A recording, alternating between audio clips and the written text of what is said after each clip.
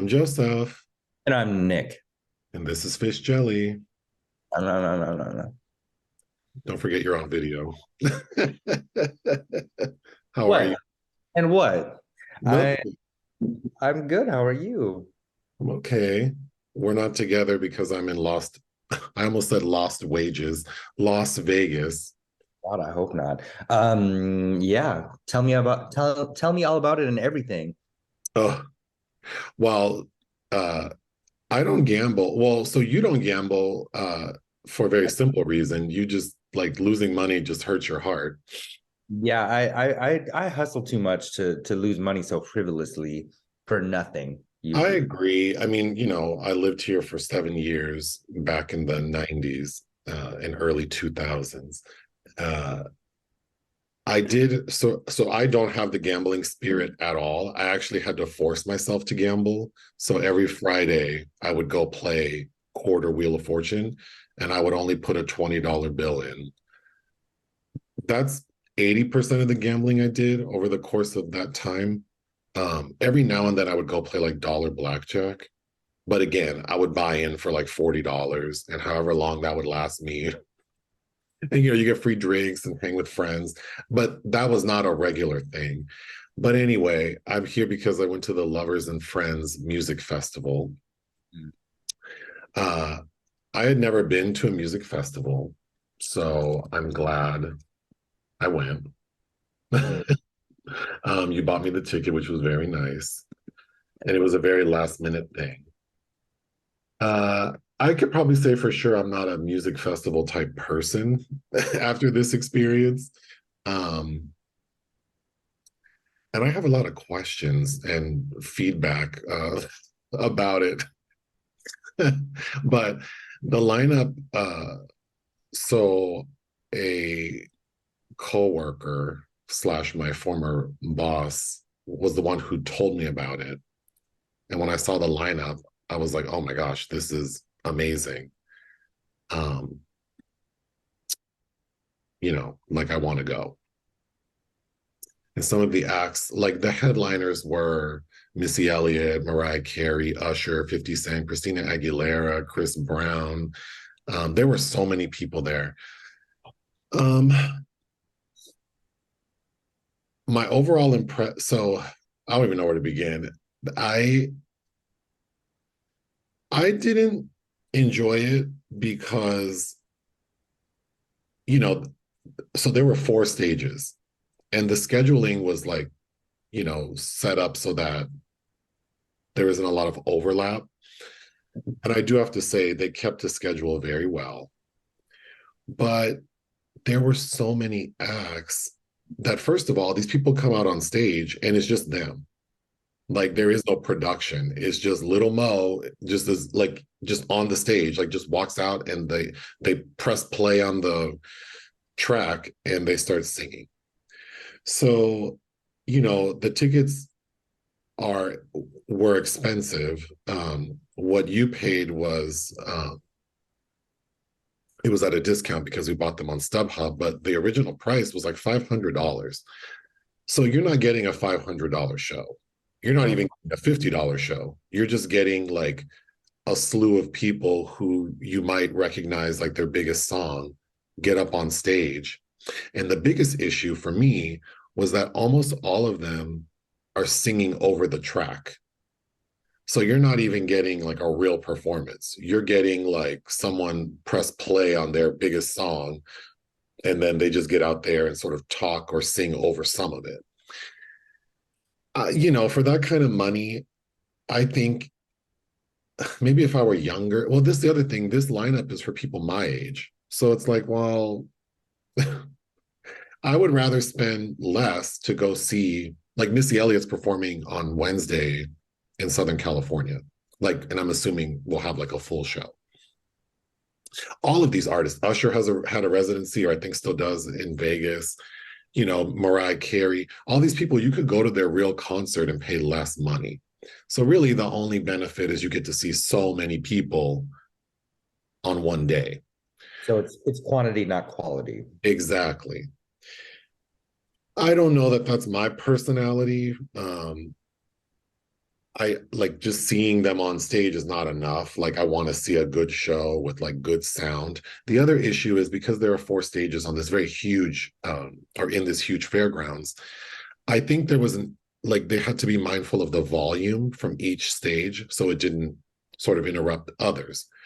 So for the two smaller stages, sometimes the sound was like, I can't really hear you.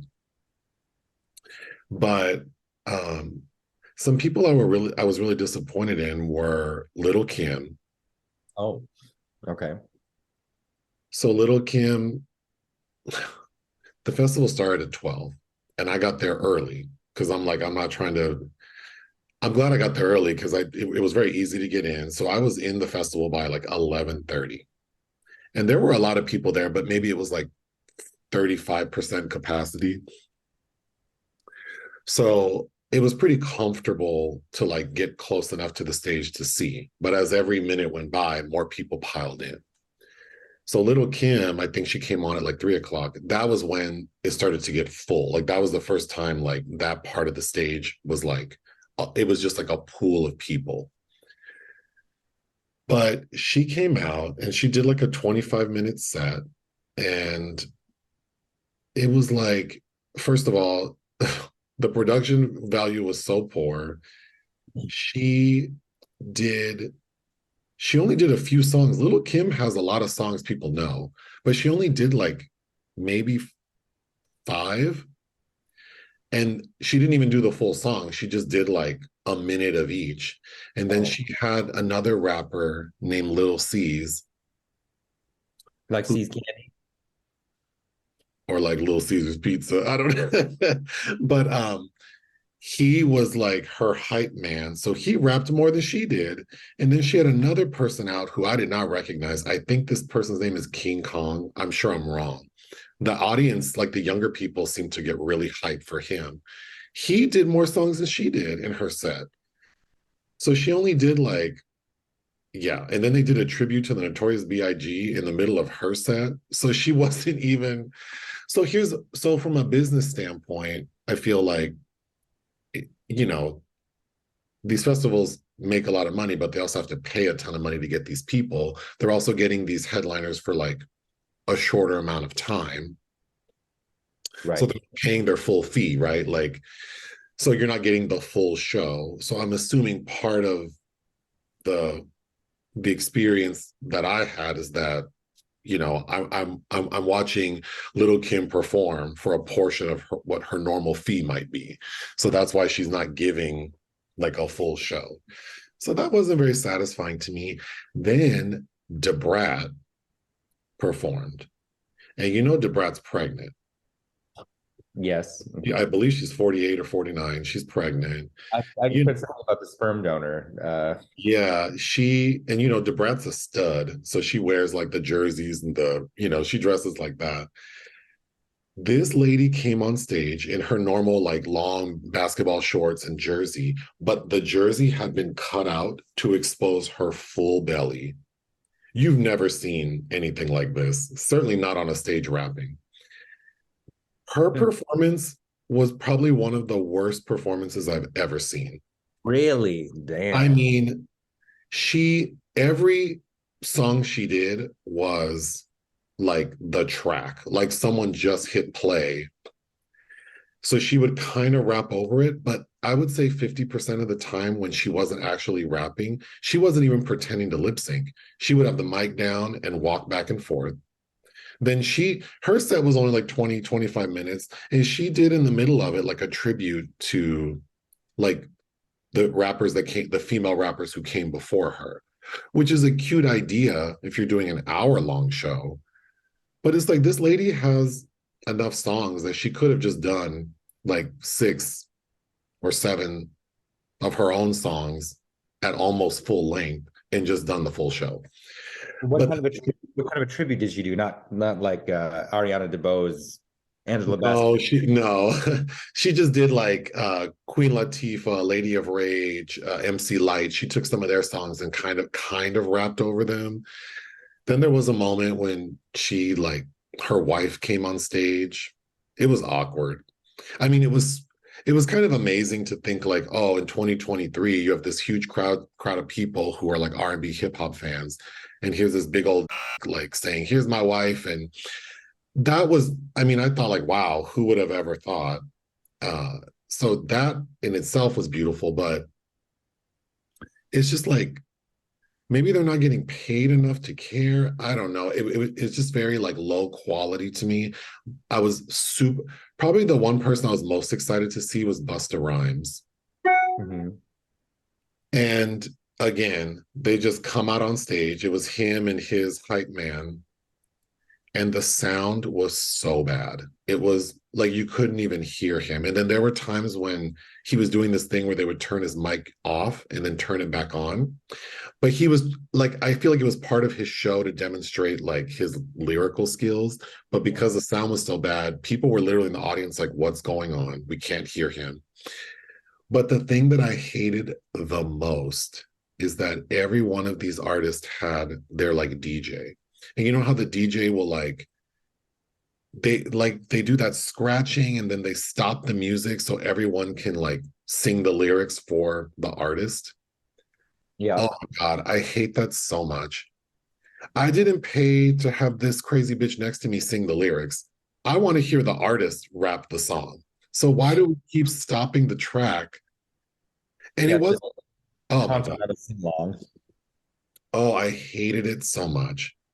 But what ended up happening is like at a point I wasn't feeling very safe. Like it just like the crowd started to swell.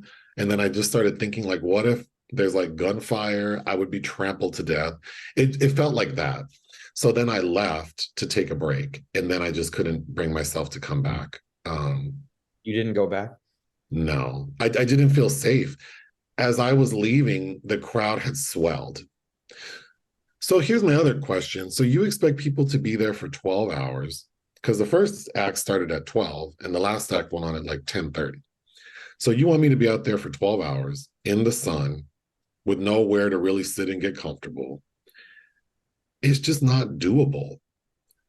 So then it's like probably the smarter thing to do, which is what I think a lot of people did, is they show up later.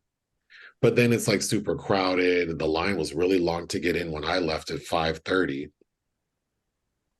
So then it's like, well, that seems like a lot of effort to pay $500 to then really just see your faves, right? Because that's when like Usher and Christina Aguilera were about to come on. Like when I was walking out, Usher was performing. So then it's like, well, that's a lot of money. You could have spent a fifth of that and just seen a full Usher concert, like good production, comfortable assigned seating. So again, I don't quite understand. And then, there were a lot of people my age or like around my age, maybe older, but there were also young people there. And it's just like they looked exhausted because someone like me, clearly I'm tired because I'm older and my feet hurt and my back starts to hurt. But even people half my age, they're going harder than me. So they were all drinking.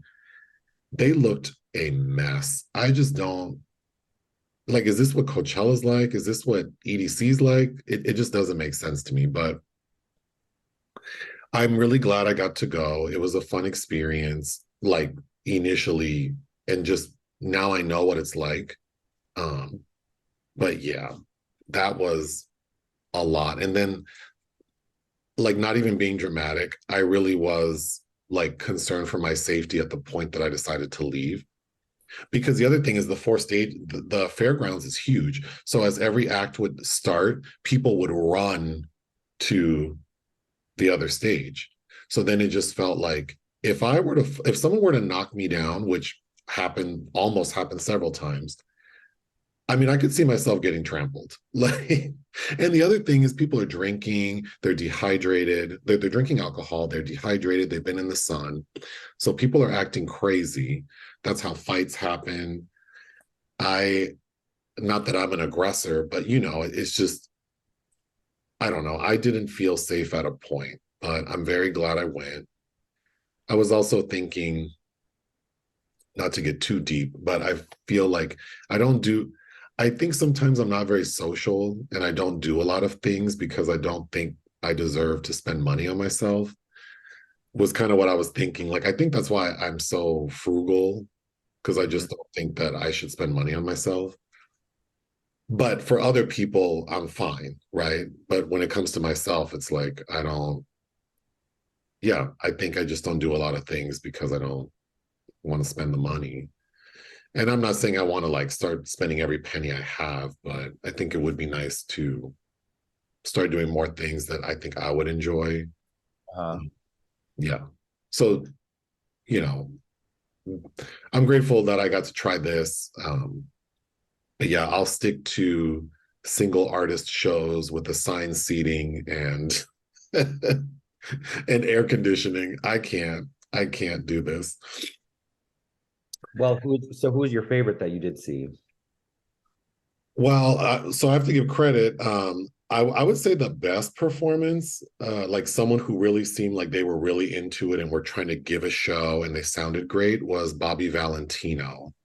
And I did have his CD, one of his CDs, way, way back in the day. Um, yeah, I was really excited for some reason. Oh, well, Little Mo, I like Little Mo, and she was really cute, even though it was literally just her on stage singing over a track. But there's a group, I don't know if you're familiar with them, called Dem Franchise Boys. No. You might know a song from them. They were on a Monica song called Every Time the Beat Drops. If I Oh, played it, you would know it because I I played know that. Mhm. them. All their music sounds the same, but I mean, it makes you want to move. So I added, after watching them perform, they were actually really good. They had some younger guys, like they looked like teenagers dancing, and those kids were lit. Like it was a party. So I did enjoy that. Also, it was really not, people came out dressed like however they wanted to look. And I thought that was really cool. I think it's really cool seeing people like comfortable in their skin and having a good time. So that was a positive. I hope that people aren't spending, these things are expensive. So I hope that people aren't like spending their rent money to go see these shows. Everything's so overpriced. A can of Modelo was like $15.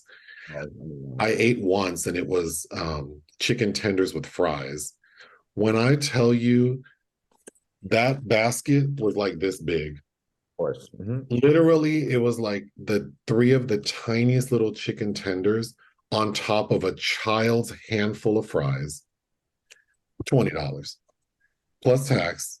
And of course, they want a tip. And all that shit was pre-made. When I ordered it, I'm thinking, oh, I need to go step to the side because it's gonna take a minute to get my order ready. I turned my back, and that lady's like number 103, and literally just had it already pre-made, like these tiny. It's like in and out. But you know me. I mean, I'm frugal and everything's too expensive. But I just thought this shit. I really hope people are, not making poor financial decisions to attend these kind of events. But Well, anyway, can't wait. again, I'm glad. Well, we're fine, but I'm glad that I got to go, and I thank you for buying me the ticket. Somebody asked me if I had any details on the something happened between Ursher and Chris Brown. Oh yeah, so I believe it was Chris Brown's birthday on Friday night, and he had like a private party at like some roller rink. I could be totally wrong, but I mean I'm not TMZ, but and Chris Brown and Usher are like very good friends apparently, but they got into an argument because I guess Tiana Taylor was at the party, and I guess Chris Brown was trying to holler at her or something, and Usher stepped in to be like, leave her alone. And Oh, they got into an argument. There's video, I didn't watch it, but it's like showing them being kind of like aggressive, like showing them aggressively arguing. And then Usher comes back with a bloody nose. But he still performed. So okay. yeah, I mean, I don't give a shit. And then, both of them were at the Lovers and Friends Festival. Like they performed on the same stage back to back. So, They were concerned about whether they were lovers or friends. oh, well, yeah, yeah. So that's I mean, between the two of them, she'll get hit or herpes. So, oh, where's the lie? Okay. Um, Friday night, I fell asleep and then I woke up like around, I think like 1. Sounds like you. Mhm. So I put on the TV and I watched King Charles' coronation because, the time difference, it was like 10 a.m. over there. That was interesting. Mhm. The highlight was, so I watched it on CNN with Anderson Cooper hosting, and then he had some like correspondence um, also. But I thought the best part of watching the coronation on CNN with Anderson Cooper was everyone trying to find something interesting to say while we're just watching this horse and carriage travel like a mile. Like, I know the Brits love like pomp and circumstance, and so for them it's a big deal, and it is a spectacle. But it's just like it's just funny, like I could have just watched it. I don't need commentary the entire time. It almost felt like Best in Show when, yeah, like they're just making shit up to say. But I did want to shout out, you know who Miss Pat is, the comedian. And for people who don't know, she has a Netflix special called Y'all Want to Hear Something Crazy. That's how I discovered her. But now she has a very popular show on BET Plus. I think it's like the third season is out. But she was on a podcast called Sloppy Seconds. It's with Big Dipper and the drag queen Meatball. And I do like their podcast. But she was on there and it was such a good interview. So I would recommend that. Okay. But I know we wanted to talk about I feel like we could do a weekly thing about bad customer service, but and Oh my God. I like to complain, but I'm pretty I leave a lot of room for people like, oh, they're probably yeah, paid this job Nick stuff. Nick is he makes a lot of excuses for bad customer service. I think it's because he used to work in customer service and he's not good at it either. So he makes a lot of excuses for people, which is nice because he's an easy customer to deal with. So I was very surprised when even you were like complaining because we went to Fiesta Cantina in West Hollywood on Monday of last week Wanted something. because I had a craving for carne asada fries, and that was the only place I could think of, even though I've never had them there. And Right. it was dead, right? It was Monday, there was no one there, and we walk in the place, and immediately, what do you call like an old twink? There should be a name for an old twink, because a twunk is like a hunky twink, right? Like they're still young, but they're like a little more muscular. But yeah, what do you call an aged twink? Agent that just that. Anyway, this aged twink approached us That wearing, also makes him sound like he was still attractive. He just, maybe it needs a focus. okay, sure. But he walked up to us. And what did he say immediately? He said to come order at the bar because it was easier for him, which I'm like, okay. So, and then we're like, do you want us to order from the bar? Well, that would yeah, just come do that. And then I don't know. I must have had a look on my face because he right away he came to our table, but Well, because then I was like, so we have to sit at the bar, or because we didn't want to sit at the bar because it was loud in there. So we stood outside. And then, yeah, he eventually came. but the thing is, like, if that's your process, fine. But don't say it to make it easier on me. Like, That's the thing. I feel like, yeah, he could have just said, "Hey guys, welcome. Sit wherever you'd like. When you're ready, just come to the bar and place your order." That's how you say it. You don't make it seem like, well, I don't want to come out there. Because then the other thing is like, so then he took our order. He seemed like he really didn't want to. He wasn't not friendly, but it was just like, and then brings our food and then doesn't really check on us until we say like we're ready for the bill. And then it's like, and then you want a tip. Okay. Then I feel like I need to call out Cheesecake Factory because everyone knows it's my favorite restaurant, more for sentimental reasons than like the quality of the food. And over the years, because I've been going there since 1996, over the years the quality has gone downhill. But the last few times we've been, I've ordered the breakfast burrito, uh-huh. and Oh, I swear, if there's a representative from Cheesecake Factory listening, I need to understand how this works because sometimes like the breakfast burrito comes with black beans, and sometimes they're in the burrito. Sometimes they bring you a side bowl of black beans. One time, my burrito didn't have beans. So when I asked the server, she's like, well, they don't come with beans. It's like, well, the menu says they have beans.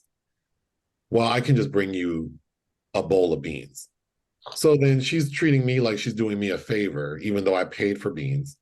Oh, Then the last time we were there, I ordered the burrito and I said, hey, just to be clear, my burrito comes with black beans, and could my black beans be in my burrito?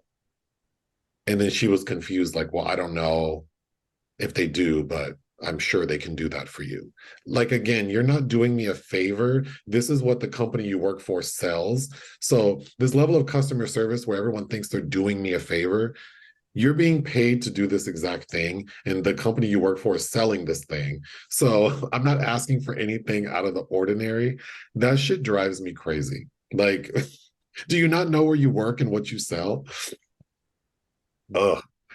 you, Anyway, you have been made to hustle for the beans. Yes. I have a note about the dentist. Did you tell me that, or I don't know why I would talk about the dentist.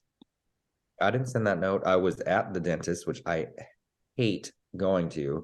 Um, Well, you're lucky you have nice teeth because yeah, you don't like going to the dentist I haven't gone to the dentist in 5 whole years, for which I was chastised for.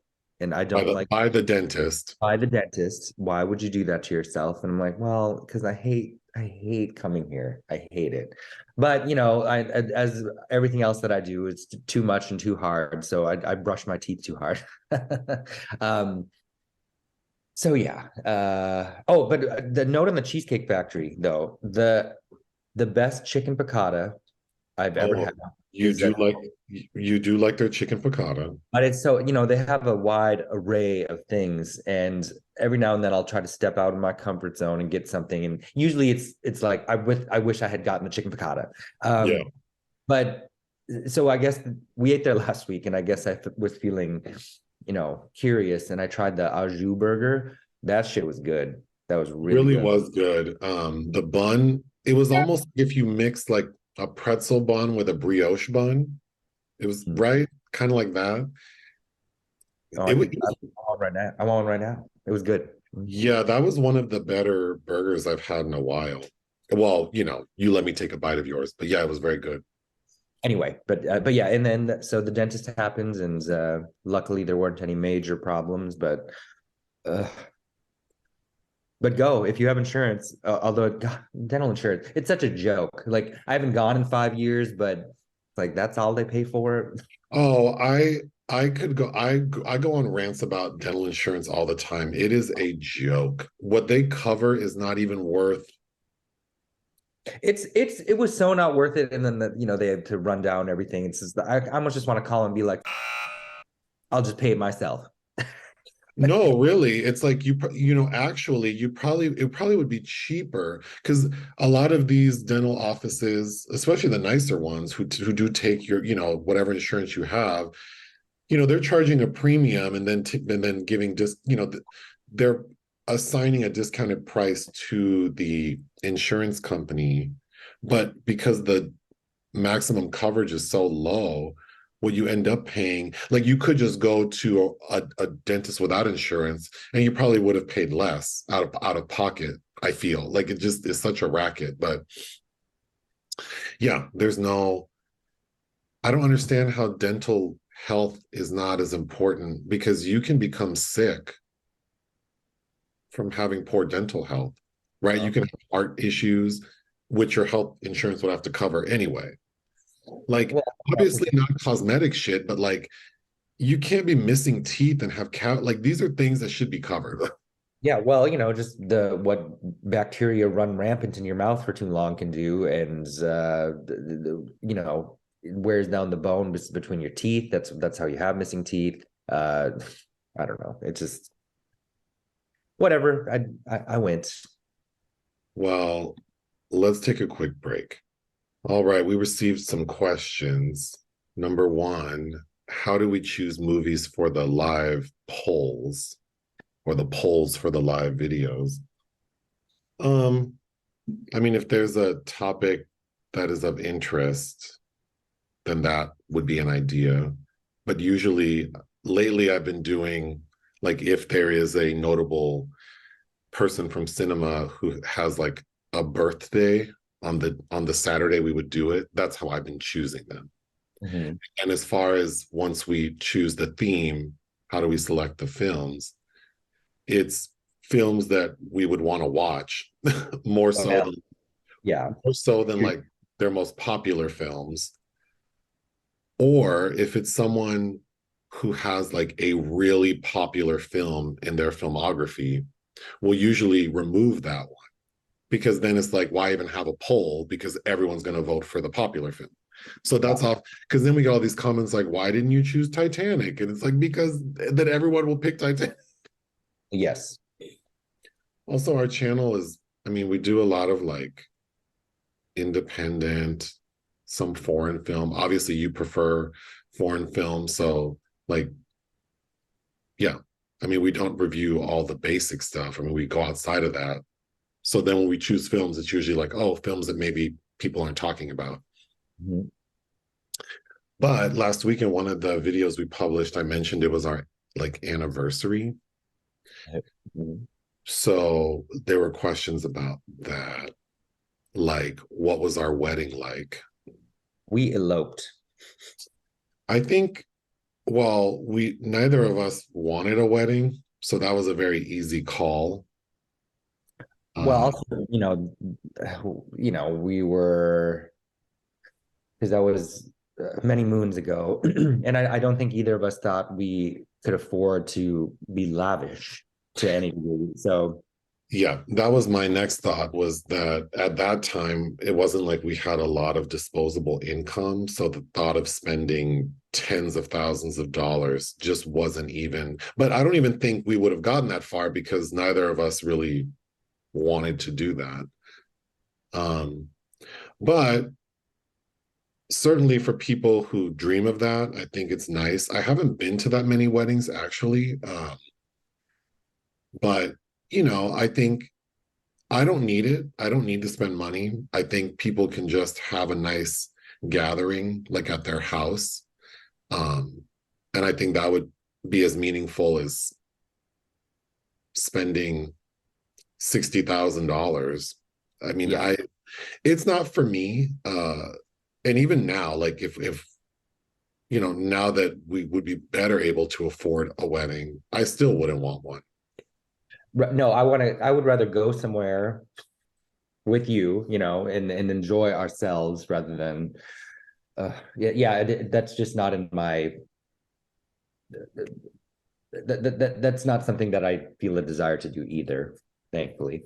I also think that maybe so some people have the money, right? Like some people's parents can afford to throw 100 G's at a wedding, and the couple can afford to then buy their first home and start working on the family. Like, so those people, it's fine.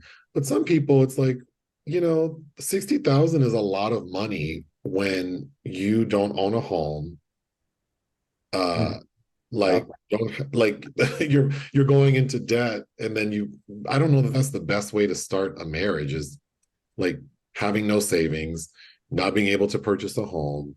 well, Like, that institutes a racket. I mean, that it's like the same thing with buying a wedding ring, particularly like for women, because it's supposed to. There's a rule of thumb about it that it's supposed to cost however many months of your salary to buy this lady a ring, so that she can show off that she's someone's property. Sorry. yeah, I don't think it makes good financial sense, but it's like if that's what people really want, then have at it. I just never wanted that. So then it was really easy to be like, well, we're not spending money on a wedding. And then at the time, same-sex marriage wasn't legal in Minnesota where we were living. So we had to go out of state and we chose Massachusetts. So then it was like, okay, well, Not even the if closest state.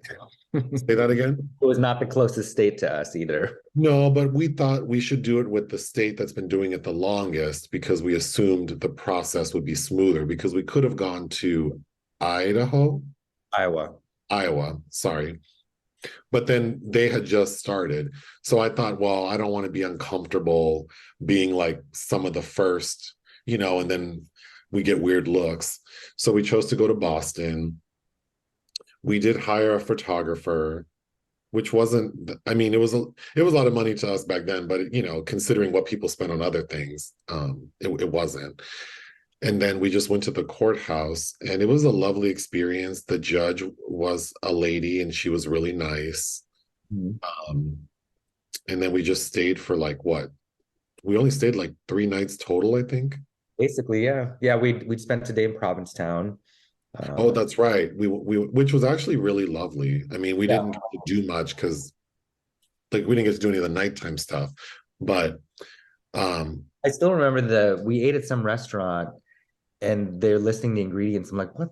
I'd never seen it listed in a restaurant. Instead of saying cucumbers, they said cukes. Because for a minute I was like, what the cukes? Like, oh well, I remember we had some really good saltwater taffy in Provincetown. yeah. Where did we just had some too? That was really Oh, oh at a restaurant. we ate out a lot last week. Uh-huh. Yeah. Um, but so I felt good about returning home having not spent a lot of money. Like that felt good to me. Um, so yeah, but if you want to spend money on a wedding, I guess go for it. And then there was a question about like, because they were saying like you've been together, well, we've been together for 15 years, and what are our thoughts on like changing like physically? So I'm not exactly sure what to say about that. Like as how our bodies are decomposing. Maybe having a responsibility to maintain our bodies. I don't know. I mean, my immediate thought is like I think if you're in a relationship, you have a responsibility to try to be your best self for that person. Um, Partially because you'd want to be, I guess. So I think that's the constant challenge is like remembering that, you know, Remember it, remember that I want to rub up on this body still. So well, I think it's easy like when you're alone, it's easy to have those spells where, you're in a rut and you just want to be in bed and not do anything and all the things, right? But then when there's someone else there who you're responsible to,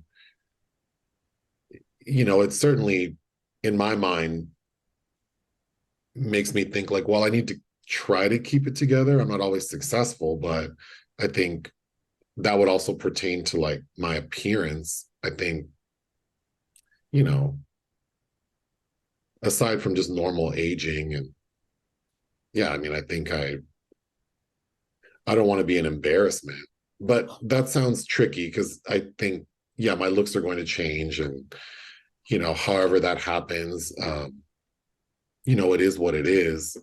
So I think I don't know how to answer that question because I think if you're in a relationship and you really care about the person and want to be with them, it's like I really wouldn't care what you end up looking like in the future beyond like self-destructive, like, you know.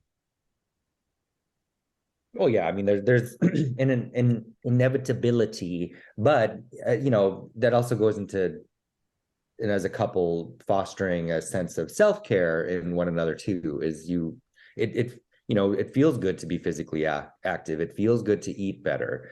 And which are things, because I met you when I was 23. What you just don't as a 20 something really don't have that kind of awareness about what you're putting into your body and what you're doing to it. But as you get older and kind of take a step back and try some new when you know what eating good feels like. I mean, once and the positive effects that you see from that, because that to me that's more important really even than exercise. Yeah, nutrition. Now that I'm thinking about it, maybe this question came from didn't I in some video talk about or a live video talk about how people's parents take them out and they don't look their best, or like when your mom, I don't remember, I said something crazy like last week, so maybe that was part of it. I think also when you spend a lot of time with someone, they're going to see you when you're not at your best. And I think that's actually like that's a benefit, I think, of being comfortable around someone, is that I don't always feel like I have to look or present myself how I feel best, right? Like if my hair is kind of in a way I don't like it, I'm not thinking like, oh, I have to do my hair. He's going to be disgusted by me, or like my weight does go up and down, and it's like, well, you know, that's just if you're around me all the time for years, you're going to see me change. So knowing that I don't have to be like, oh, I'm gross, and I don't feel good about myself, and they're not going to feel good about me either. Well, you've never been gross. And also the way you make it weight, your weight doesn't fluctuate. The way you're talking about it, I think makes it sound, it's very subtle. I mean, No, but when you don't feel, when like if you're bloated or you had I think like, it's more of a feeling inside that you have. yeah, right. So yeah, yeah. But I think that's probably what I'm thinking. Yeah, I don't think I answered that question very well. But anyway, we can move on to films released we didn't cover. Something called Love Again. Oh, yes. That is starring Priyanka Chopra Jones. And you did not want to watch this. But No. it's directed by somebody named Jim Strauss, whose previous films I don't really care for either. I remember really not liking People, Places, Things, and I was pretty underwhelmed with the incredible Jessica James. But considering the declining health of Celine Dion, I feel like eventually I'll watch this. But I was reading that they had to do a lot of VFX on her No. because I think that the things were happening at the time it was filming, but which is really a bummer. I mean, Yeah. I don't even really want to think about that. But yeah, that came out this week. Something called One Ranger. Yes, this looked terrible. But it's directed by Jesse V. Johnson and stars Thomas Jane and John Malkovich, looking kind of like a Z grade thriller, Western thriller, anyway. And lastly, something called Unrest. Unrest, I liked. I saw this at the Berlin Film Festival. In what year is it? 2022. So over a year ago, and this was in the Panorama, maybe, or and one of the sidebars. It's directed by Cyril Schaublin, and it's set in turn of the century Switzerland about these watchmakers. And it sounds like it'd be really dry, and to be fair, it kind of is. But I also thought it was kind of interesting. But that's it. It was kind of the release schedule for things, because we'll cover 10, 13 films, and that's not everything that'll come out in a week. And this week was pretty slow, which is fine. Projects of Interest, Voyagers. Sebastian Lelio, who I quite like, he's going to be directing a film about Carl Sagan, he who wrote Contact, for which you haven't seen the film version with Jodie Foster yet. But Andrew Garfield will be starring as Carl, and he's joined by Daisy Edgar Jones about a real life romance. Next, The Invite. This sounded interesting. I think it's a remake of a Spanish film from the early 2000s, but Valerie Faris and Jonathan Dayton, who directed Little Miss Sunshine, is still what they're best known for, have lined up a cast that includes Amy Adams, Paul Rudd, and Tessa Thompson. And I think it's about a couple that is kind of on the rocks, and they start going to orgies that their neighbors host, it sounds like. Oh, Tasha Smith has a project? She is going to be replacing what's her face in Bad Boys 4 as Martin Lawrence's wife. Oh. She seems a little young for him, in my mind, but I like Tasha Smith, so yeah. Well, the only reason I would watch Bad Boys 4 is for Tasha Smith then. Yeah, because I didn't love Bad Boys 3 or 2, and the first one has some nostalgia factors for it, but yeah, I'm sure we'll see it. Whatever. Swan Song. Chen Kaiga is directing a film about Tchaikovsky, and as the title indicates, his final piece. Tchaikovsky, there have been many films about him and his homosexuality. There was a very interesting film in Cannes. God, was that last year? Tchaikovsky's Wife by Kirill Serebrennikov kind of really goes into depth. Glenda Jackson and Richard Chamberlain and the Music Lovers, kind of detailing, his homosexuality. But Chen Kaiga, I haven't seen. God, he directed God, that's a decade ago, some internet thriller, but he's best known for he won the Palme d'Or for Farewell My Concubine, which was a really big deal and still is. But yeah, that is of interest. Oh, isn't there a movie with Udo Kier called Swan Song? Yes, and there's a really terrible film I hated with Mahershala Ali called Swan Song, um, where he's gonna die and he has himself cloned without his wife knowing. Oh, that's right. That's right. Lastly, Dr. Jekyll. I'd known about this project before, but stills were just released of Eddie Izzard, who is the lead. And I have to say, I'm super intrigued. Joe Stevenson is the director, but yeah, because I quite like Eddie Izzard. And Yeah. yeah, I'm very curious for that. Okay, movies for fun. Ghostbusters 2. I'm the Sorrow of Moldova. I The, the best part of I didn't care for that movie. The best part is the little guy with the bad accent. Peter McNichol, who Yeah. you also like in Adam's Family Values. But we hadn't, I think I put this on because in the 15 years that we've been together, we've never sat, because we watched every Sigourney movie, like I've made you. And I've never liked Ghostbusters 2, so I haven't seen it in probably 2 decades. But yeah, we It watched that. just feels like oh, the first one was a hit. Let's make another one that's pretty much the same movie. I was reading that part of that was the studio was having some financial issues, so they didn't want to take a chance. So they just kind of remade the first one. But it feels like it just doesn't feel like anyone is really like none of the actors are into it. As much as I, love Sigourney Weaver, she just I don't think I've ever seen a female character in a movie who's supposed to be a mom seem less interested in her kid. Like she just seems so like disconnected from this baby. She does seem detached, but they also give her nothing to do. That's all. No, they don't. Everything about her is related to this baby, and then the between the first and second film, the dissipated romance with Dr. Peter Venkman. And I think that's also why I just never cared for this film, because they totally waste her. But even Ernie Hudson, watching it this time, I'm like, where the hell is Ernie? And then he just pops up somewhere. Like, Yeah, that was his character is handled in a very awkward way. I did not care for it. I mean, the first like 15, 20 minutes, I was saying like, oh, this is kind of funny, but then it just falls off. Especially when I realized like, oh wow, this is basically the first movie. and then all the what were we reading about Ivan Reitman? Just seems like a dick. Yeah. The Haunting of Julia. I read Peter Straub's Julia, reread because I read it as a kid.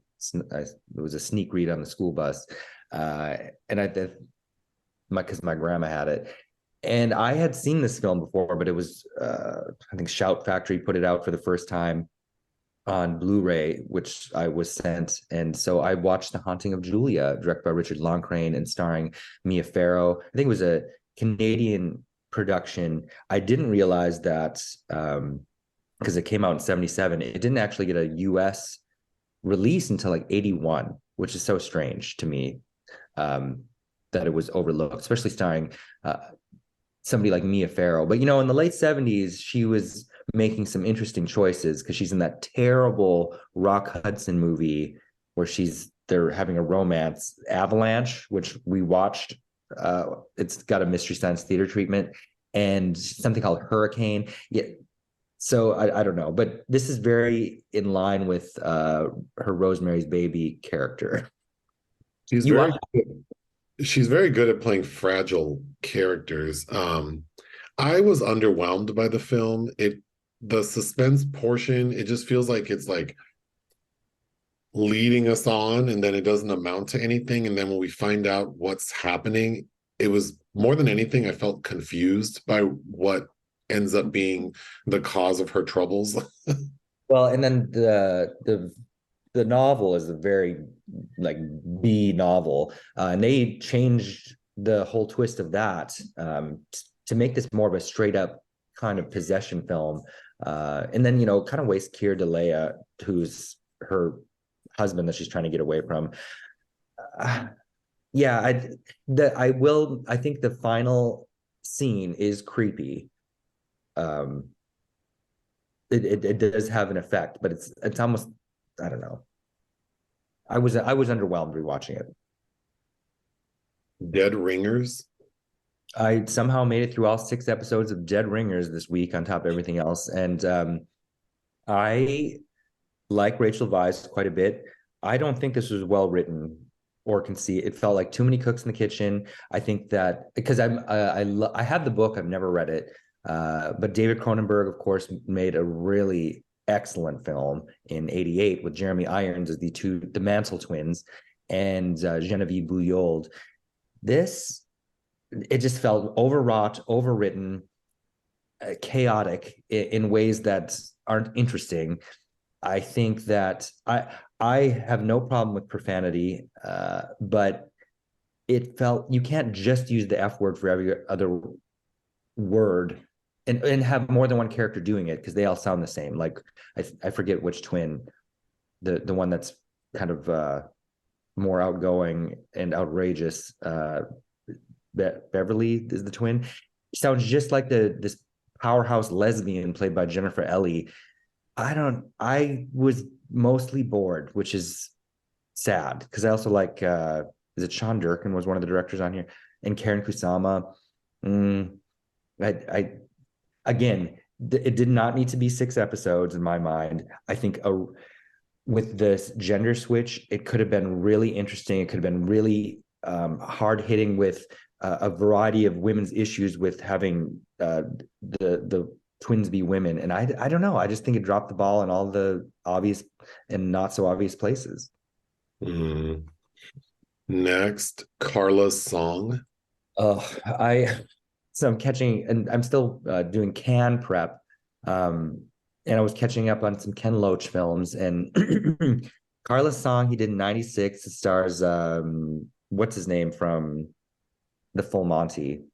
Oh God, I'm blinking on his name. But it's set in 1987 Nicaragua, basically, and covering that conflict in a not, I don't know. I didn't like it. Oh, and Scott Glenn is playing an ex-CIA agent who is kind of unbelievably bad. This was a huge miss for me. And I know Ken Loach is a excellent director. Sometimes, I don't know, that, yeah, I didn't care for it at all. Next, The Match Factory Girl. Aki Kaurismäki's last part of his Proletariat trilogy from, I think this one's 1990. Really love this. It's short. It's maybe an hour and 10 minutes. And it's about a neglected young woman who lives with her parents who kind of demean her, and she's just kind of basically shown to be invisible. And she has a one-night stand with a man and thinks that, like, you can tell she's very excited by him, and she tries to court him, and he takes her out to dinner, and he's like, look, bitch, I don't like your affection, disgusts me. You might as well get up and leave right now. I never want to see you again. And then she ends up being pregnant and tries writing him a letter, and he writes back saying, kill the brat or something. And she kind of loses her mind and buys rat poisoning and starts to go to bars and poison the man that tried to hit on her. It's a very promising young woman. And then and ends up killing her awful parents. But yeah, very enjoyable. Next, El Mariachi. We're watching Robert Rodriguez's new film sometime this week, and we did a live on The Faculty, I think, or did we do a podcast? And I'd never seen his trilogy, So I thought it was time to catch up on those as I could. And I have to say I quite liked it. It was made for, $0, and I think is the lowest budget film to hit 1 million at the box office. But I was quite entertained. I don't know. Hmm. Desperado. And of course, the follow-up was Desperado with Antonio Banderas stepping in his lead. And in many ways, you could tell he had a lot more money. It's funny, Danny Trejo didn't look good then, but it's like, oh, that's a young Danny Trejo. And Salma Hayek. And I don't like Quentin Tarantino on screen as a person. And I find him so obnoxious. And he definitely isn't that. He's a small part. It felt like it's basically remaking the first film, but with a budget and a new lead heartthrob star. So it's okay. I remember my dad really strongly disliking this film and I think it's because it's very over the top and stylized, and that wasn't something my dad, which is funny because he liked Pulp Fiction. But anyway, yeah, Elmer. Now I just have to watch Once Upon a Time in Mexico. Weekend at Bernie's. We were just, I think, every now and then I'll put on something silly just because, and we put that on, and I think I was maybe hungry to watch Weekend at Bernie's too, because I don't remember. I know we watched this as kids, but it's not good. No, and I know I also watched it when I was younger, and as an adult, it was not giving what I needed at all. Andrew McCarthy, I don't think I ever really cared for him. I really don't like Mannequin, but he was. If I close my eyes and listen to him, he sounds like Ricky Rude. Yeah, I could see that. Total Balak, I can't say it. Total Balalaika show. That's the end, the last of Aki Kaurismäki's Leningrad Cowboys. I guess you call that a trilogy. Okay. We watched Cape Fear, the remake. Because I think that was our first live was about the original Cape Fear. I think the original's excellent. I thought the remake was excellent. Robert De Niro is so good. He's very creepy. And you know what? I think Juliette Lewis did a really good job. She also did a very good job. Yeah. And Go ahead. I was gonna say Robert De Niro is in like outright, like he's in such good shape. Like I don't know what, because he's what, 49? Yeah. I mean, yeah, he put in work. You need to see Raging Bull. Yeah, I know. Body work. But Nick Nolte drove me crazy because I don't remember Gregory Peck being so flaccid, for lack of a better word, but and the character is supposed to be, but it's frustrating. Right. It's almost like, well, maybe I don't know. I remember the change in the remake is he was the defense attorney that basically was responsible for his client getting put away because he didn't properly defend him. Jessica Lange doesn't have anything to do in that, really. No. And she's giving it to you when she's recounting how the dog died, but her hair in that, she looks with that hair, she looks like Mary Stuart Masterson to me. But anyway, I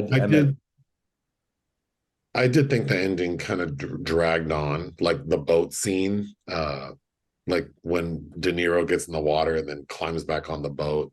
It wasn't as suspenseful as the original to me, but still, I think it's a very good movie. Yeah, I agree. Chez Jolie Coiffure. Yes, this is more can prep. Rosine Mbaka, who I believe is she Cameroonian, but this film is about Cameroon. She has a new film in the director's fortnight, Mambar Pierrette. But this was a documentary. She's directed several documentaries set in Belgium, and it's about a woman who owns a little salon, and it's just kind of focusing on her and kind of the clientele that come in and out. And it's just very observational. It's short, interesting. But yeah, I don't know. Like she has a couple other films. She has something about her mother that I want to watch. That sounds a bit more personal. But yeah. Creature with the Blue Hand. This is one of those German krimi films there's like a series of films that from the 50s, 60s that were based on novelist Edgar Wallace's works. Usually, kind of, they were the predecessors to the movement, to the giallo films, kind of just these cheapy crime thrillers. And this was, I put it on because I think Klaus Kinski is fascinating, and he's playing twins, albeit ones that are badly dubbed. And they're not even the most insane part of this film, but it was thankfully short. I didn't really care for it. Lights in the Dusk. And then Aki Kaurismäki, interesting film about a night watchman who is basically the victim of a femme fatale who needs the keys to the building that he's watching at night, so the people she works for can rob it. And it's kind of sad and touching in a way, but I did enjoy that. Up Close and Personal. I watched this last night because I read John Gregory Dunn's book about the making of it, which took like 27 drafts and 7 or 8 years of his life with wife Joan Didion. It's interesting because the reason that they were looking for a project at the time that they were approached to do a film about Jessica Savage, right? The news anchor woman that had a lot of issues. Thank God. Which we talked about in the live for Batman Returns. Yes. They needed to keep their medical insurance going through the WGA. So that they kind of brokered this, amongst many other things, that they were projects and they were working on at the time. You know, and they were both novelists, but they wrote all their screenplays together. It's interesting because that was born out of the writer's strike that was happening then. So I think it's funny that I'm catching up with this now as the WGA is going through another writer's strike. But which I found that book fascinating. So I wanted to watch Up Close and Personal, directed by John Avnet, which I'd never seen. Like, Michelle Pfeiffer is transfixing, I think, in it. And Robert Redford actually was pretty charming. I thought they had nice chemistry. And then of course the Celine Dion song that was nominated for an Oscar, written by Diane Warren. It is old fashioned in a way, but I was surprised at just how, Didion and Dunn wrote the script for the Barbra Streisand version of A Star Is Born, and Up Close and Personal is a Star Is Born story. It's almost the same template. I don't know. And again, reading the book Monster and how they were kind of shoehorned into fashioning it this way, they were doing kind of the process that they knew best. But yeah, I don't know. It had a lot of striking similarities to other material. Well, unfortunately, there is an entry in the obituary section. Gordon Lightfoot died. He sure did. There was a documentary about him a few years ago. I grew up listening to Gordon Lightfoot because my dad, I don't know if he was making fun of it, but my dad liked the wreck of the Edmund Fitzgerald, which was a song by him. But I also like Sundown. I like what is it? The If You Could Read My Mind song that Amber redid for. Oh yeah. The 54 soundtrack. Yeah, I think he was a really good singer. But he was, how old was he? 80s? All right. The secret movie this week was my selection.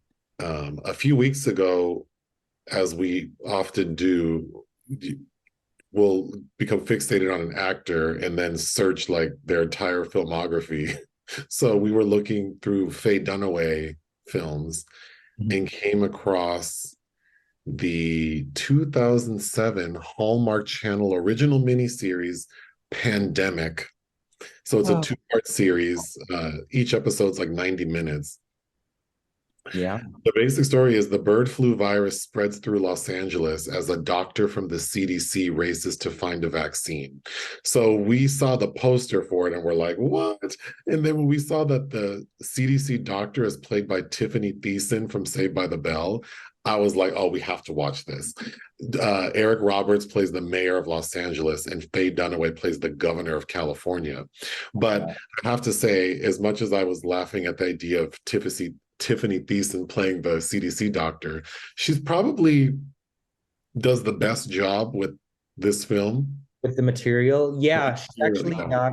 She's not too distracting. She's giving a very serious.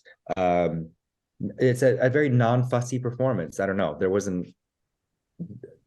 a lot of fault with other things in this series, but Oh she was. my God. This movie is equally as bad as it is. It's also like it's terrifying because if I would have watched this in 2007, I'd be like, this is so stupid. Like the way people are acting is so crazy. But having gone through uh the A COVID pandemic. pandemic, it's like, nope, everything in this series that seems so outrageous, everyone did it. Yeah. And more during the pandemic, that the COVID pandemic. So as I was watching it, I was like triggered and uncomfortable and like depressed.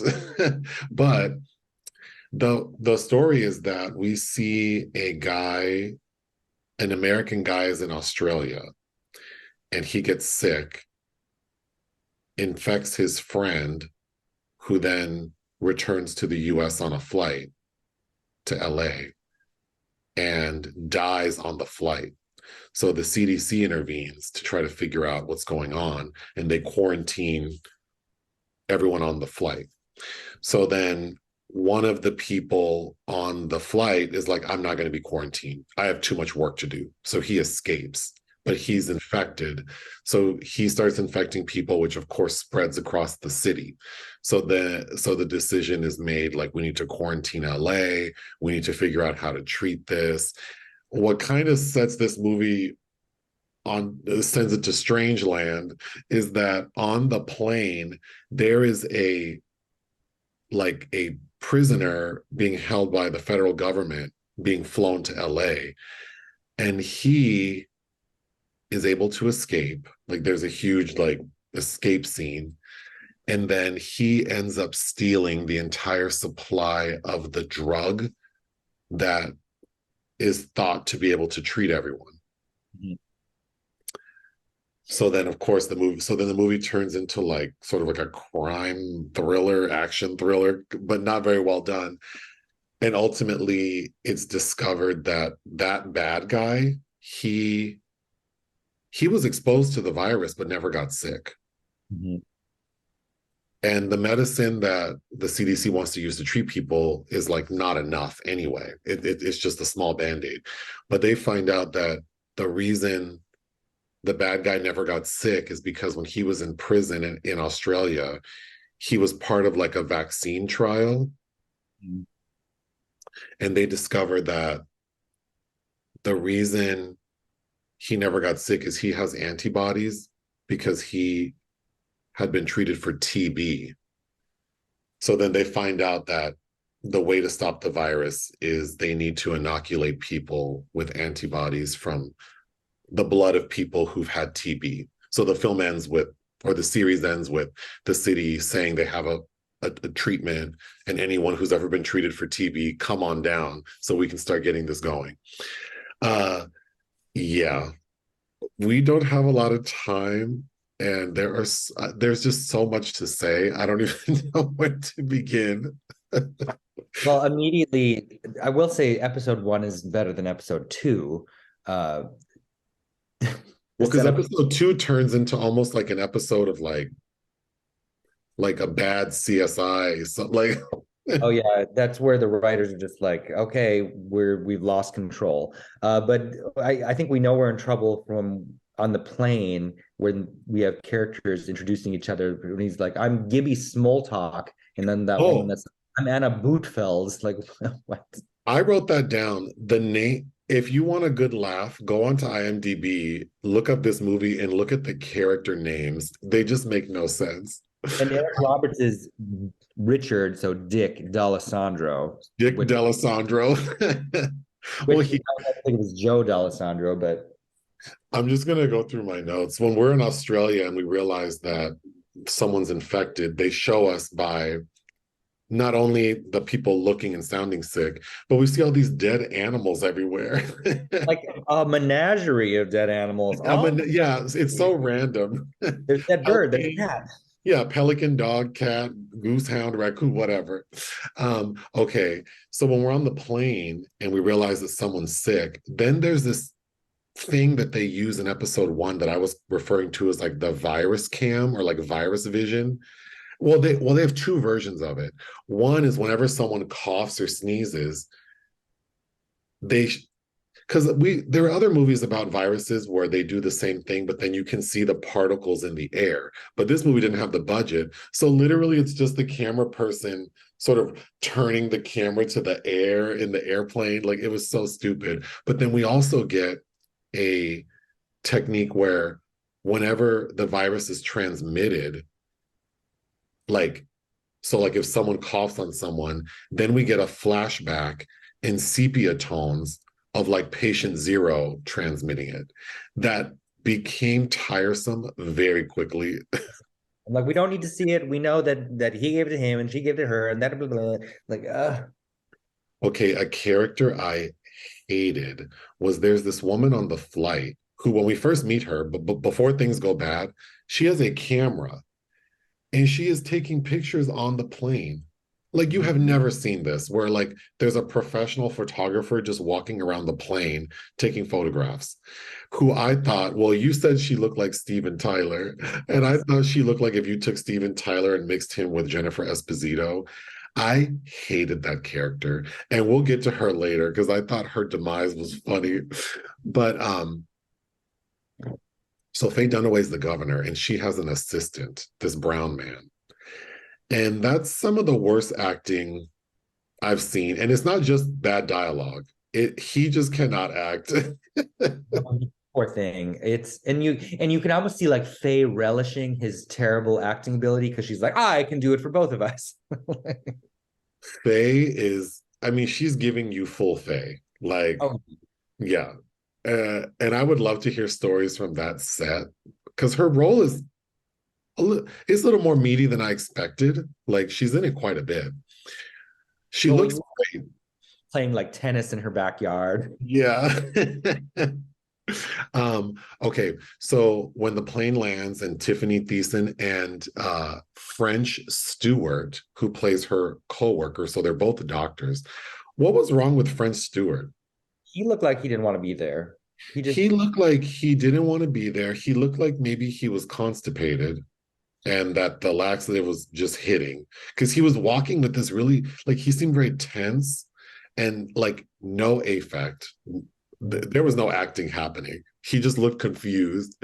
But when those two set up their quarantine, then we have like the big guy from Atlanta, where the CDC is head based. oh, Bob Gunton from Shawshank Redemption. Yeah. He shows up and gives a press conference that is a disaster. And then we see Faye Dunaway watching the press conference, like, oh no, I need to do something. And that's when she comes down to LA. And anytime her and Eric Roberts are in the same scene, Well, Eric Roberts is like when it's just him on screen, he looks fine. But then when you get him with Faye, it's like, ooh, you look really tan.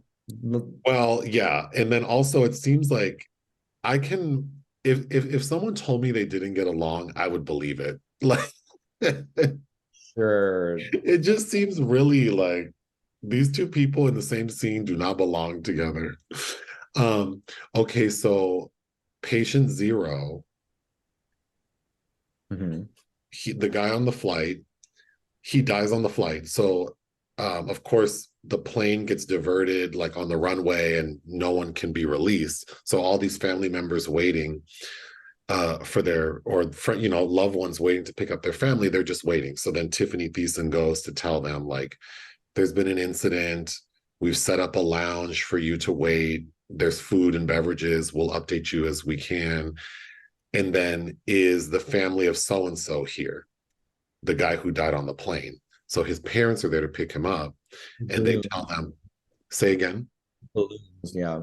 with balloons, and they take them to a private space to tell them your son died on the plane. And the way that family is reacting, oh, side note, I wanted to talk about this because it's kind of related. On my drive to Vegas, I caught up on my Dateline episodes, and every episode they say the same thing about the victim who was killed, that they lit up a room, that they were the most loving, giving person. They were an angel. Or And the all person say that about them, or the person that killed them. and all I kept thinking was, when I get murdered, please don't get up on TV with Keith Morrison and lie about me. Don't start saying that I lit up a room and that you could never see me doing that. Tell the truth. I'm so tired of all these family. Every single episode, all the friends and family act like this person who was murdered was an angel. And then I've listened to 1,000 episodes, so you know how it goes. By Well, the you know, two, by the mother, two-thirds, oh, go ahead. your mother would say that about you. So Oh I yeah, would. my mom would be like, "Oh, he would never do what they said." But by the two-thirds point, they always flip the script like, "Well, actually, your little angel, she was dating a drug dealer and she helped him traffic." Like, okay, so that's how she got killed. But anyway, the parents' reaction to the guy on the plane dying was just so outrageous. Well, And the man they said that their kid died of something that he was infected with, and like, we need to see our son. We want to see our son. Like, well, can you calm down? I mean, I know your kid just died, but let's not. They acted so white about it. then the funeral for that guy, I was howling because there is no one at the funeral. You know who's at the funeral? They have this big funeral in a church for this patient zero kid. His parents are there and the mayor. That's it. And one news reporter. There is no one else at this funeral. I don't know if it was a budgetary thing, but Likely. okay. So then we meet this douchebag Hollywood producer. Oh my God. His Yeah. character, so the The man who escaped quarantine, Jack yes, Jack Hendler's a real estate agent, and yes. he's selling a boat that this movie producer wants to buy. So then he convinces this movie producer to buy like a mansion and the boat for $10 million. And then there's a really crunchy scene where they're celebrating back at the real estate office, and the real estate agent is coughing all over everyone, transmitting the virus. And then he's telling everyone, well, this big producer has a big movie and we're all invited to the screening. And then we get to the screening and the marquee says like Michael Torino private screening. It was so bootleg. It's um it's yes. And then so he's going to Cabo with his girlfriend on the boat. I think that's in episode 2, the movie producer. And the woman shows up and he's like, "Oh, are you back on the carbs?" okay, so at this point, it's crazy how much it resembled COVID, because at this point in the miniseries, the CDC lets everyone know that there's this drug called Tamiflu, I think, Tamiflu. that that can treat the virus. So of course everyone's trying to get Tamiflu, but no one has it.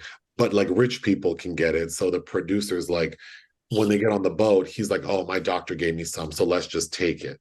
Even though it says on you take it on the onset of symptoms, he's like, "Well, let's just take it and we'll be good." And then they're taking their boat to, I think, Puerto Vallarta or Cabo San Lucas, because they're like, "We'll be safer there." Like, you think, but that screening was so crunchy. Then the real estate agent is coughing and bleeding all over everything.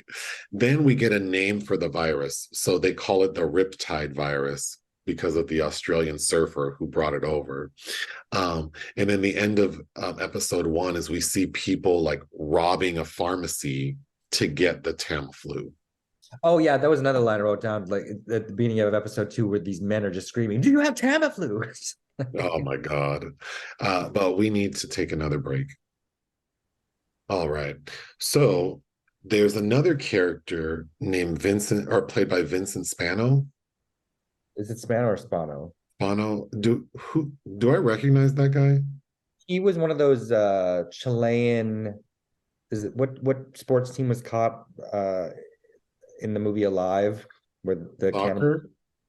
were they soccer or rugby? Anyway, he's in that. He's part of that ensemble. Anyway, he plays an FBI agent who's helping transport the bad guy who was on the plane. Or, well, he's not the one who was traveling with him, but he's the guy. The original FBI agent who was traveling with him ends up getting the virus. So he's sick, and Vincent Spano takes over. his character, the side story for him is that he's divorced, he has a kid, his ex-wife has a new man, so he's all stressed out about that because he keeps missing his son's engagements. Um, but I I was so frustrated by that character, the FBI guy, because so the bad guy breaks out of his quarantine, and then the bad guy's lawyer helps him like hide out, and because he's threatened to do so. And Vincent Spano just goes up to him and like threatens him, like, tell me where he is. Like, does he not understand how the law works? And Right. And then the stakeout that they have he has some female detective with him, and they're like, oh, we're undercover. Like, and whoever, and it goes left, it goes seriously left, and there's no backup.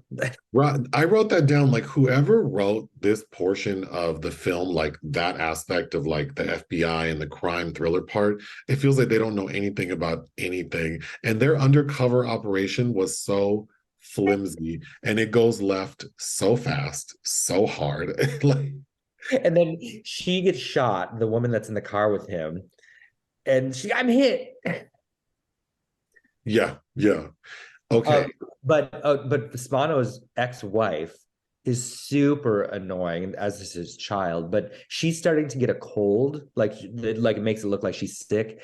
And her new man comes home with a bunch of groceries, and she coughs, and he's like, "Whoa, I got a deposition. I gotta go." She's like, Oh, "Oh." I wrote that down. He heard her cough one time and he ended everything. No, he's like, I'm go. I'm gonna go. I'll come back later. And she goes, "No, I don't think you are. Goodbye, Frank." Like that. They just broke up over that. It was soap opera level writing. Like, Like, if that happened, I mean, at least grab the groceries you bought. Why are you? and then it turns out, well, we'll get to it.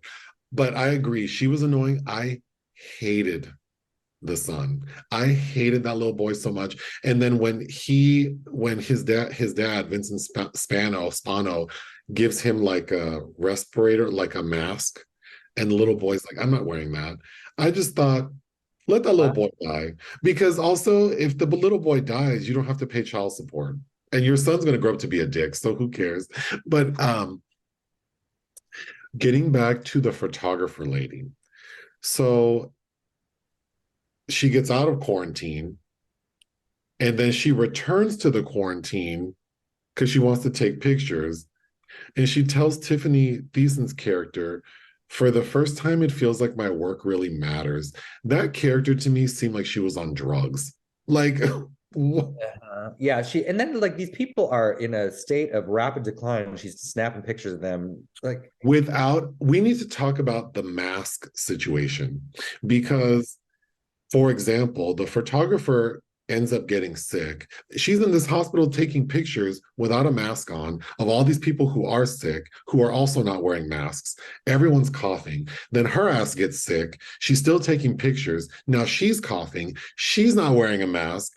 Then all of the CDC people are like, so the head of the CDC, that one guy, he gets kidnapped by the bad guy, but then he's like rescued and he's sick because there is a scene where the bad guy, who is not sick, but the CDC guy doesn't know that, the bad guy coughs into his handkerchief and then shoves it in the CDC guy's mouth.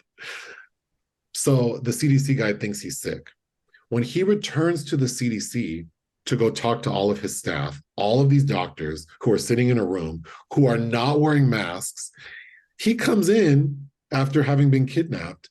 And what is the first thing he says? I'm probably sick. yeah. What? Then this was all flashbacks to COVID because every person is wearing, like, so wearing the mask is not consistent. Then people are wearing the mask like when they're by themselves. And then the minute they walk up to someone, they take the mask off, which was what drove me crazy during COVID. Like, people would walk, like they'd be wearing the mask and then they walk up to you and they take it off. Like, you should be doing the opposite, dummy. Like, if you're just walking alone down the street, don't wear the mask. But when you approach me, put that shit on. Even the governor and the mayor, They they give press conferences where they're wearing the mask, and then as soon as they get to the podium and they're standing next to people, they take the mask off. Yeah. That's just so crazy. Although Then Eric Roberts gets approached by, because we meet Eric Roberts in a classroom while stuff's going, much like George Bush on 9/11. And yeah, the girl who's giving a speech, her father has a scene with him, and he approaches him later, like I don't know if they were there at City Hall or something, and he's like, "Is it safe to stay in the city?" And Eric Roberts goes, "As long as you're careful and wear a mask." can we talk about that? This man, I wrote his name down because Jose Ruiz. Uh-huh. I think he's like a plumber or some, or he does something, and we meet him because his daughter is giving a speech where the mayor is, and then we also find out Jose Ruiz is like a National Guard person, so he's part of the people who are like helping quarantine. So he made a trip all the way down to City Hall to accost the mayor to simply ask him, "Is everything going to be okay?" Who Should I wrote? Who should I wrote? leave the city?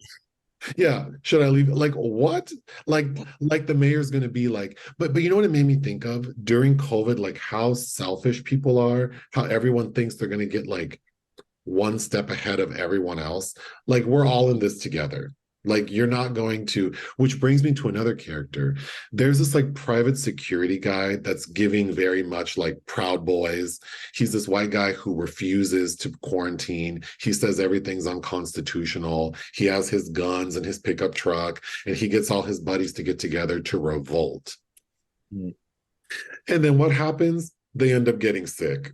And then the leader dies, and the other guys turn themselves in because they're scared. Like, because he thinks that the virus, you know what I think is funny? His little gang, they think that the virus is like the government trying to thin out the herd, as they say.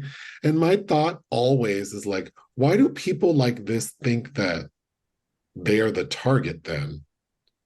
Like, why do they always think the government's trying to eradicate you? Like, if you're so proud and superior, why do you always assume that you're the one who's going to get the short end of the stick? Like, that was their logic. I just don't understand.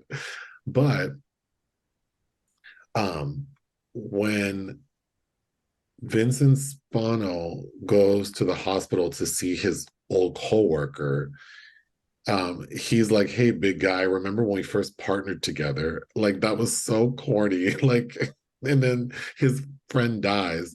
So then he calls his wife to tell her, because prior to that, she was very cold towards him. Like, I don't even know why you mess with this lady still. And then this annoying ass son. But then he calls her to cry about it. And then he tells her, like, well, I didn't know who else to call. Like this writing, like trying to be emotional, was not effective at Oh, all. oh no. Well, just like the photographer lady when her deathbed scene where she asked Tiffany Amber Thiessen to take her picture. Because her logic early on when they're quarantined is she goes, well, someone needs to document this. Who Sure. needs who needs photos of people sick in bed? This is not wartime, like you're taking pictures of rubble. This is just people like coughing and sneezing in a hospital bed. And that's what got your ass sick. And then Got a yeah, montage of work though. then she asked Tiffany to take a picture of her. And then she says like that this is important, like the film and this camera. Don't nobody want to see you sick up, laid up in this hospital bed?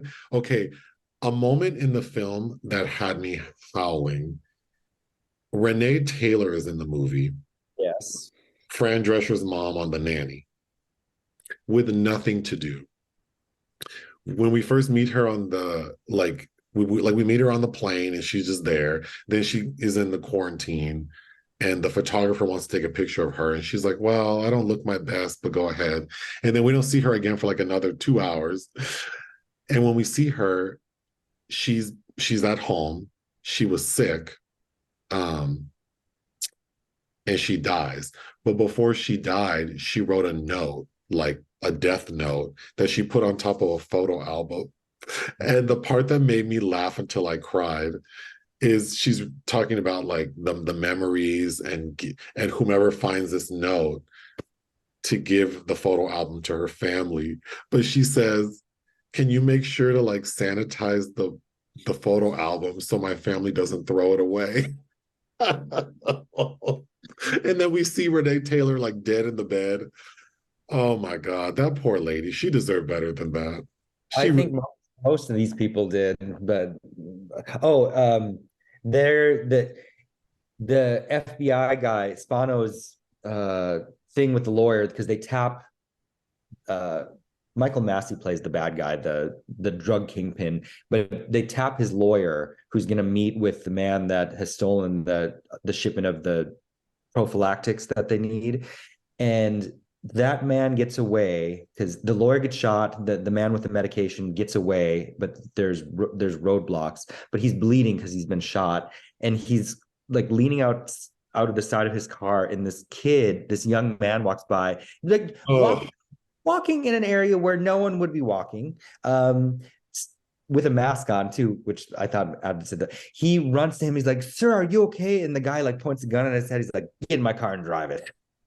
And then that kid gets so shot. so the bad guy carjacks this, good Samaritan, and then he tells him like run through the barricade. And then the cops or the National Guard shoot the car, and so it's like stopped. And what does this dummy do? He runs out of the car, like The Good screaming, Samaritan. Like the Good he, Samaritan. So of course he's going to get shot, and he does. Like, why would you do that? Oh, so I thought, well, another funny scene is when the producer, that Hollywood producer's on the boat and he's sick. But before that, the girlfriend hears on the radio that Tamiflu is not an effective treatment. To the contrary, there's another drug, the name of which Cotoxil. That's the drug that works, not Tamiflu. So she's like, so they're on this boat and she runs and tells her boyfriend, like, hey, this Tamiflu doesn't work. And he's coughing up blood, coughing all over her, and she doesn't even try. And then we cut to them both dead in the boat. but he's like, that's impossible. My doctor gave me these. um, okay. There's a moment when Faye Dunaway is like yelling at well, she's not um Eric Roberts, because now they're going to quarantine. He tells Faye Dunaway, like, listen, I'm going to tell you something off the record. And if you ever repeat it, I will use everything in my power to destroy you. And I'm like, what is he going to tell her? He tells her, oh, I can have an unmarked card take you back to Sacramento. Like, and then Faye Dunaway says, and this line is like, I don't know how there wasn't a gif of Faye Dunaway saying this that didn't go viral during the pandemic. But she goes, death and disease, not on my watch, Mr. Mayor. I don't know how that did not go viral during COVID. Because nobody, no, well, a lot of people did watch this during the pandemic, apparently. I don't like, if I could figure out how to like rip that scene out of the movie, I would post it. Like, it is brilliant. But before, Eric Roberts has an assistant who is so aggressive. Mhm. He's out of control. He's out of control. Don't you do that? That's her job. Yeah, he's out of control. Then there's a moment when Tiffani Thiessen has to like basically like strong arm the mayor to talk to her because she's in charge of the CDC in LA. So she finally gets the mayor, the governor in one room. And she's like, listen, we have to quarantine the city. If we don't, XYZ is going to happen. She's being very logical, very calm. And then she's like, and they're afraid. And she's like, look, you can blame it on me. Technically, I have jurisdiction in this situation and I can force you to quarantine. So if it backfires, just blame it on me.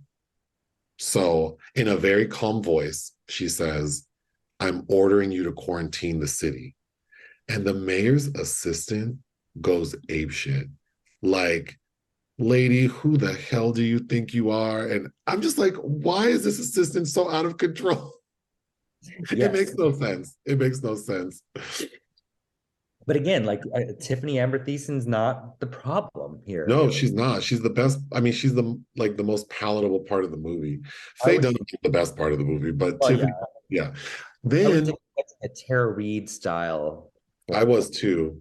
So then we find out that Cotaxel is the real treatment. The bad, like the main bad guy has like the shipment of it carjacked, like or hijacked. And part of the people who hijack it is a guy wearing a dress, like pretending to be a woman in despair, like on the side of the road. I was like, not Medea hijacking the Cotaxel. um, oh God, there's so, like this episode is going to be the longest one ever. But there's a scene when, so then when the bad guy gets all the Cotaxel, he's like, you know what we should do? Just to prove a point to the governor, because he's hijacking the drugs because he wants the mayor or the governor, Faye Dunaway, to pardon him. That's right. But Yeah. he's like, well, I'm going to send her a message. We have 1,000,000 doses. Let's take 50,000 and sell them for $200 each. And then we cut to like a news report of a drug dealer in Beverly Hills selling Cotaxel. And then we see like a soccer mom driving a minivan buying Cotaxel. And the dialogue between Oh these, my God. How did, you hear the dealer going, "Show me the green." like terrible. But then I was thinking, how does some soccer mom in Beverly Hills find out that there's a drug dealer selling Cotaxel? Like, And this is 2007, so it's not like everybody had smartphones with a bunch of apps. oh, it's crazy. Where's the communique about where the drug dealer with Cotaxel is in Beverly Hills? And then speaking of the $200 Cotaxel, whatever, then the little boy I can't stand, he goes and robs an ATM. Like he finds his dad's gun or someone's gun in the house, and he goes to an ATM and robs some guy. Yes, and I recognize that actor. His name is Oh, Brian Davis, who's in the Cyril Guerra film called Embrace of the Serpent. But and it's funny because he's wearing a mask, and I'm like, oh, I recognize that man. Yeah. oh. Well, so then I thought, when the little boy robs the guy, goes and buys Cotaxel, like don't know how he went to Beverly Hills and bought these drugs. Then he brings it to his mom, and she's like, "What did you do?" Like somehow she knows that he robbed someone. And I wrote down, wouldn't it be funny if she didn't have the Riptide virus? And then we find out in the end she didn't have the virus. This lady had pneumonia. But she was acting so out of it. Like she acted like she was gonna die because that kid gives her the pill and she basically takes it and then passes right out. Like I was confused. Like, did she die right now? Because Right. Then we get a scene because then we get a scene where the medical examiner or like the coroner of LA is like, there are too many bodies, I can't store them, so we need to start burning bodies. And then we get a scene that I thought was actually really graphic of bodies being dumped in a pit. I was kind of shocked to see that. Um, but my final note is that the when they're Tiffani Thiessen realizes that the main bad guy never got sick. So they need to find out like what's going on. So they bring him in to question him. And he's like, well, I'll give you information about my medical history, but you have to give me this, this, this, and this. And Vincent Spano's like, absolutely not. You're not being pardoned. He's like, if you do this for us, we won't give you the death penalty. And he's like, I'm not afraid to die. He's like, oh no, you're going to spend the rest of your life in prison. And then the guy's like saying, I'm not afraid of prison. And then Vincent Spano whispers something into his ear, but we never hear what he said to him. But whatever he said to him made him tell them about the research vaccine he took. But I just thought, did he tell him like he's gonna be like raped anally? Like I just was imagining like all the things they say in movies to scare guys about prison. Like it doesn't make any. And then they made that overly complicated because they're like the prison records from Australia show that you didn't get the yeah, vaccine. It's like, well, that's because you checked under my name. I actually faked it. So Oh, I even think before that, when Tiffani Thiessen's like running the labs and looking through his reports, it's like overly complicated. Like as the audience, I don't care. I don't care how you discovered this. But right. this But episode is overly long. What what else do you want to say about Pandemic, the Hallmark original miniseries? Pandemi. Tyler Perry needs to make the Pandemi version. Starring Demi Lovato as like Demi the head of the CDC. Lovato and Bella Thorne. Uh, I mean, I'm a completist, so it's nice to watch all of Faye's work. I did not like this. I What did would you not. give it? One. I would give it 1.5. I mean, it's the writing is just terrible. I would recommend it because it's funny. And then also, since we can all relate to having gone through a pandemic, I mean, it was triggering. I was sitting when we watched episode 1 together, and then when I watched episode 2 by myself, I was just sitting there like, I can't believe this is the world we live in and all this shit came true. I know it was surprising. Well, much like Contagion, but Yeah. Soderbergh's very prescient. Little did we know, but because during the pandemic, we watched Outbreak, we watched Contagion. I'm kind of glad we didn't watch this, Yeah. because I don't think I would have been able to appreciate how humorously terrible it is as well. Yeah, agreed. Well, I think we're watching a few things this coming week, right? Yes, yeah. Well, right, I leave for Cannes a week from today. So there's a lot to do before you go. Yeah, got a few screenings and things to see, so we'll have maintain some coverage while I'm away. Um, yeah. Well, we should probably end this because it's really long. Do you have any final words? Goodbye, Frank. Ta ta.